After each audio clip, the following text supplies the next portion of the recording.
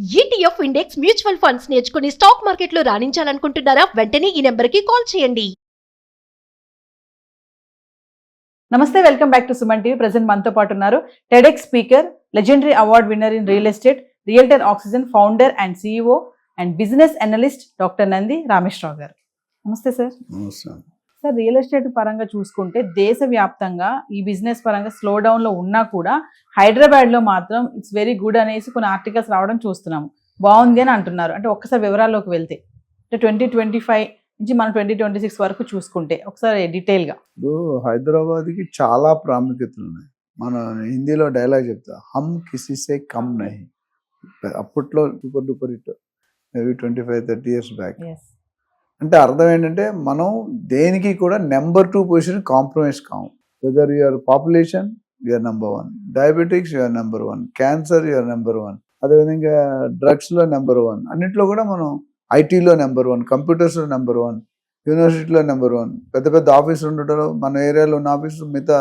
ఎందుకంటే హైదరాబాద్కి ఆ బ్రాండ్ వచ్చేసింది. బ్రాండ్ హైదరాబాద్ అని కొంతకాలం సీఎం గారు, లాస్ట్ సీఎం ఈ సీఎం మాట్లాడారు. రేవంత్ రెడ్డి గారు ఎస్పెషల్లీ బ్రాండ్ హైదరాబాద్ అనేది ఎక్కువ మాట్లాడతారు.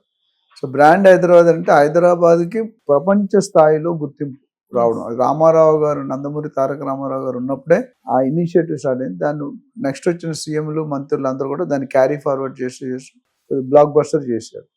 మీరు ఫారిన్ కంట్రీస్కి వెళ్తే కనుక ప్రపంచంలో దాదాపు 170-180 కంట్రీస్ ఏవైతే ఉన్నాయో, హోటల్కి వెళ్తే హైదరాబాద్ బిర్యానీ అని ఉంటుంది ప్రతి కంట్రీలో, నాట్ ఇండియా.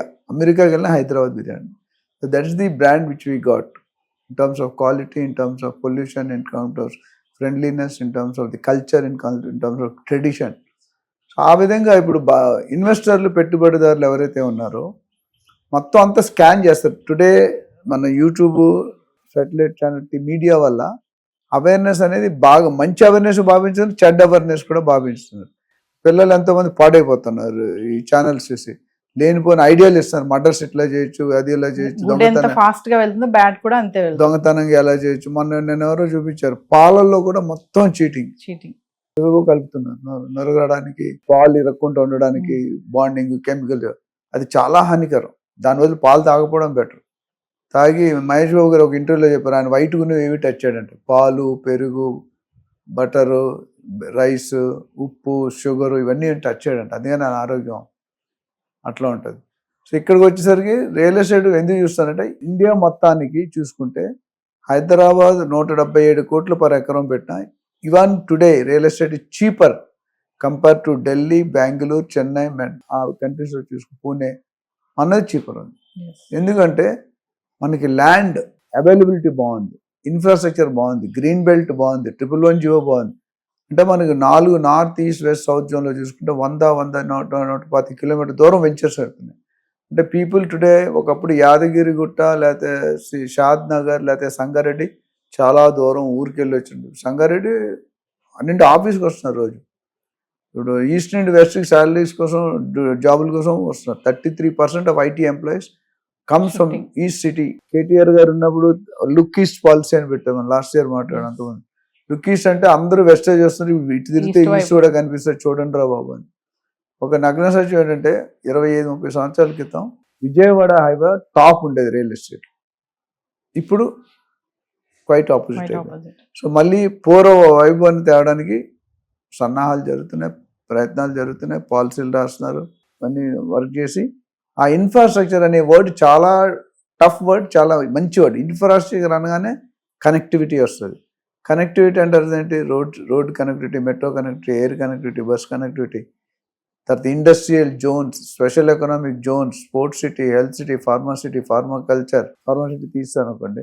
సో ఇవన్నిటి వల్ల జనాలకి ప్రోడక్ట్ అప్రిషియేషన్ బాగా అవుతుంది.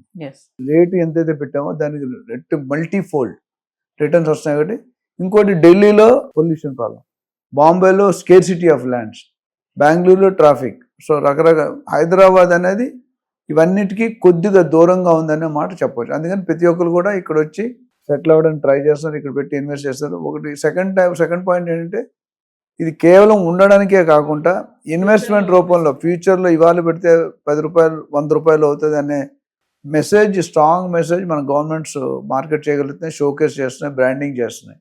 సో దానివల్ల ఏమవుతుందంటే ఇక్కడ పెట్టుకున్న ఇన్వెస్ట్మెంట్ సేఫ్ ఉంది, సెక్యూరిటీ ఉంది, అప్రిషియేషన్ బాగా వస్తుంది. సో అందరూ మొత్తం ఎంటైర్ గ్లోబల్ ఎన్ఆర్ఐస్ దగ్గర నుండి కూడా they are looking Hyderabad as a global real estate destiny.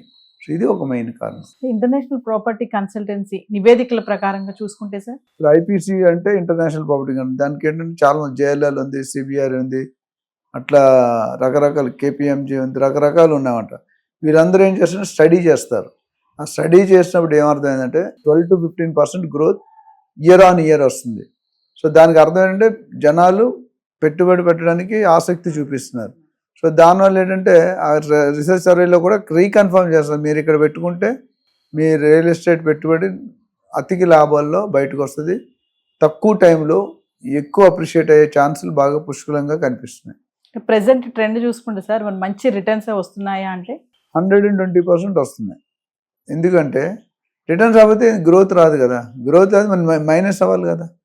ఇప్పుడు మనకి స్లోగా రియల్ ఎస్టేట్ కూడా పికప్ అవ్వడం స్టార్ట్ అయింది. ఒక లాస్ట్ 1.5 yearsలో కొద్దిగా మందగుడితనం ఉన్నా ఇప్పుడు పికప్ అయ్యి ఛాన్స్ కొద్దిగా ఒక 10-20% మార్కెట్ పెరిగిందనే చెప్పాలి. రానున్న మేబీ నెక్స్ట్ 2-3 yearsలో డెఫినెట్గా the market is going to pick up. పాత వైభవం రావడానికి సన్నాహాలు జరుగుతున్నాయి. ఇంకొద్ది టైం పట్టినా అక్కడక్కడ కొన్ని స్లోను, కొన్ని ఏరియాలు బాగా అండ్ కొత్త ఏరియాలోకి వెళ్తే మీరు 2 tiers కానీ వెళ్తే కనుక రేట్లు చాలా చీప్ ఉన్నాయి. ఇప్పుడు వెస్ట్ జోన్లో 10,000 per square feet ఉంటే ఈస్ట్ జోన్లో 5,000 దొరికిపోతుంది. ఎందుకంటే అందరు ఇక్కడే పడుతున్నారు, ఆల్ డైరెక్షన్స్. అక్కడ తేడా వస్తుంది. అందుకని ఇప్పుడు ఈస్ట్, సౌత్, నార్త్ కూడా పికప్ అయితే ఇప్పుడు కొంపల్లి హైవే కానీ, వరంగల్ హైవే కానీ, విజయవాడ హైవే కానీ, శ్రీశైలం హైవే కానీ, సాగర్ హైవే కానీ, ఇవన్నీ కూడా అఫోర్డబుల్ ప్రైసెస్లో ఉన్నాయన్నమాట చెప్పచ్చు. సో ఒకసారి 10 మంది ఉంటే 100 మంది, 1000 మంది, 1000 మంది వచ్చేస్తారు.